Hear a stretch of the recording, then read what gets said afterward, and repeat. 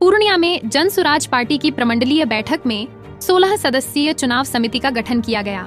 वहीं प्रेस वार्ता में प्रदेश चुनाव अभियान समिति के अध्यक्ष किशोर कुमार मुन्ना ने सीमांचल को देश का सबसे पिछड़ा इलाका बताते हुए कहा कि गरीबी, पलायन और बेरोजगारी अब भी मुख्य समस्याएं हैं। मुख्यमंत्री नीतीश कुमार पर जोरदार निशाना साधते हुए उन्होंने कहा कि 20 साल में भी पलायन नहीं रुका, शिक्षा, स्वास्थ्य और उद्योगों में सुधार नहीं हुआ। शराबबंदी से राज्य की हालत और बिगड़ी है। उन्होंने दावा किया कि जनसुराज पार्टी के प्रति जनता का विश्वास बढ़ा है। प्रशांत किशोर का समर्थन करते हुए उन्होंने कहा कि अब जनता बच्चों के भविष्य को लेकर वोट देने के लिए जागरूक हो रही है।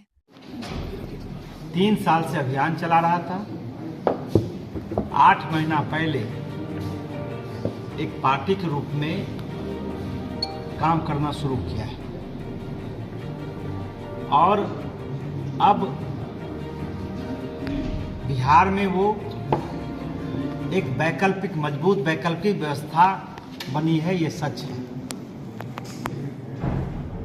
आप जानते हैं कि बिहार में जो बदहाली है, जो गरीबी है, जो कुव्यवस्था है, जो अशिक्षा है, स्वास्थ्य के मामले में जो बिहार फिसड्डी है, प्रति व्यक्ति जो इनकम है वो देश में सबसे कम बिहार के लोगों का है।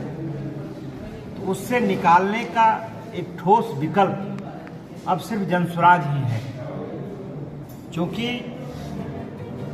20 साल से जो राज्य के मुख्यमंत्री हैं नीतीश कुमार जी, वो 17 साल लगभग भारतीय जनता पार्टी के सहयोग से और 3 साल लालू जी और कांग्रेस के सहयोग से सत्ता में बने हुए हैं। लेकिन बिहार की जो बदहाली है वो और खराब हो गया है और बदतर है। 2005 में नीतीश कुमार जी जब सत्ता में आए थे तो उनका मूल जो सवाल था वो पलायन रोकने का था, राज्य में उद्योग स्थापित करने का था, शिक्षा में सुधार, आमूलचूल परिवर्तन का, और हर व्यक्ति के बच्चे की पढ़ाई की व्यवस्था हो, उसके स्वास्थ्य की सुविधा हो। यही वादा करके नीतीश जी सत्ता में आए थे। लेकिन आज ये हालत है, इन सभी मामले में 20 वर्ष के बावजूद भी बिहार जहां था उससे पीछे ही गया है। हाँ, ये सही है कि कुछ सड़क, बिजली बनी है, लेकिन यदि पलायन उस समय 1,40,00,000 था तो आज बिहार में लगभग 3.5 करोड़ से ज्यादा लोग पलायन कर गए हैं। और सिर्फ ये मजदूर का पलायन नहीं है, बल्कि यहां से पूंजी और प्रतिभा का भी पलायन हुआ है। एक तरह से बिहार जो गौरवशाली जिसका इतिहास रहा है, जो कभी देश और दुनिया को ज्ञान का ये भूमि रहा है, लोगों को दिशा देने का काम किया है, वह बिहार का पहचान सिर्फ एक मजदूरों का फैक्ट्री बनकर रह गया है। बिहार के मजदूर देश के किसी 2022 को भितरवा से अपनी यात्रा शुरू किए थे तो उन्होंने स्पष्ट कहा था 6 महीने के बाद, बल्कि 4 महीने के बाद ही, कि भाई इस राज्य में 8400 पंचायत है। जनसुराज ने हर पंचायत के लिए अलग से रोड मैप बनाया है। उनका स्पष्ट मानना है किसी के जीतने से, किसी के हारने से समाज नहीं बन सकता है। उन्होंने 2 साल ये अभियान चलाया, लोगों को जागरूक करने का काम किया। उन्होंने कहा कि बिहार को गरीबी के अभिशाप से निकालना है तो उसके लिए 3 ही रास्ता है, या तो शिक्षा है, या पूंजी है, या फिर जमीन है।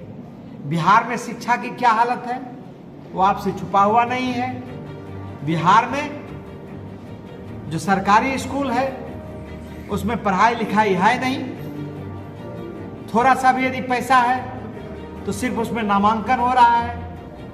और खिचड़ी के समय उसमें बच्चे लोग जाके खिचड़ी खाते हैं, अपने बच्चे को प्राइवेट ट्यूशन पढ़ाते हैं।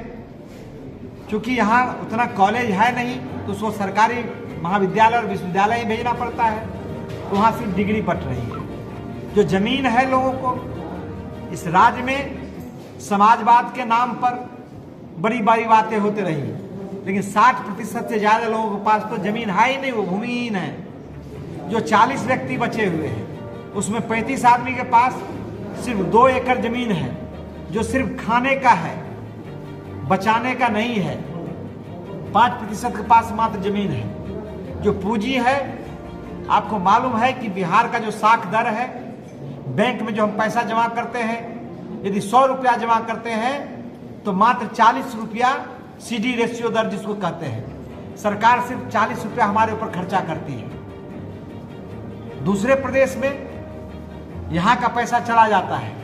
गुजरात 100 रुपया पैसा, गुजरात में 100 रुपया जमा होता है तो 90 रुपया, 100 रुपया, 200 रुपया तक खर्चा कर सकता है। वो पैसा कहाँ से जाता है? वो पैसा बिहार जैसे राज्य से ही जाता है।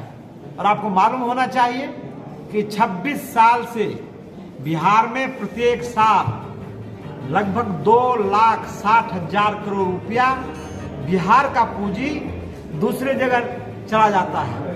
मात्र 1,60,000 करोड़ रुपया जो हम बैंक में जमा करते हैं उस पर सरकार खर्चा करती है। तो प्रशांत किशोर जी कहते हैं कि भाई सिर्फ हमारा पूंजी यहाँ